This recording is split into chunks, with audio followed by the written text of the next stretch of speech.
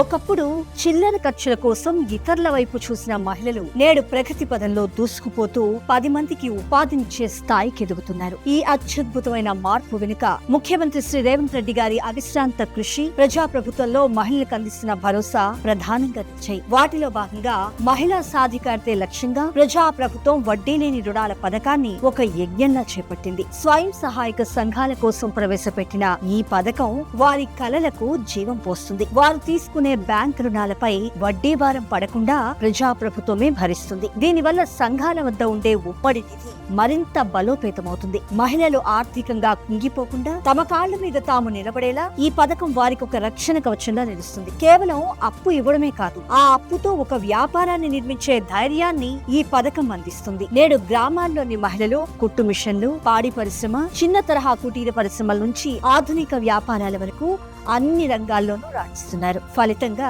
నేడు స్వయం సహాయక సంఘాల మహిళలు తమ కుటుంబాలకు ఆర్థికంగా ఆసరాగా నిలుస్తూ ఇటు ఇళ్లలోనూ అటు గ్రామాలలోనూ గౌరవప్రదమైన స్థానాన్ని పొందుతున్నారు. తమ పిల్లల చదువులకు, కుటుంబ పోషణకు వెన్నుముకలా నిలుస్తున్నారు. మరొక వైపు మహిళల ఆత్మగౌరవాన్ని పెంపొందించేందుకు రాష్ట్ర ప్రజాప్రభుత్వం ఏకంగా 1,118 కోట్ల 51 లక్షల రూపాయలు విడుదల చేసింది. ఈ నిధి ద్వారా రాష్ట్ర వ్యాప్తంగా ఉన్న 4,38,556 స్వయం సహాయక సంఘాలకు నేరుగా లబ్ధి చేకూరుతుంది. ప్రజాప్రభుత్వం పూర్తి పారదర్శక పాలనతో లక్షలాది పేద కుటుంబాల జీవితాల్లో నేడు ఆర్థిక వెలుగులు నిండుతున్నాయి. మహిళా శక్తిని రాష్ట్ర ప్రగతికి చోదక శక్తిగా మారుస్తూ పేదరిక రహిత తెలంగాణ దిశగా తెలంగాణ ప్రజాప్రభుత్వం ముందడుగు వేస్తుంది.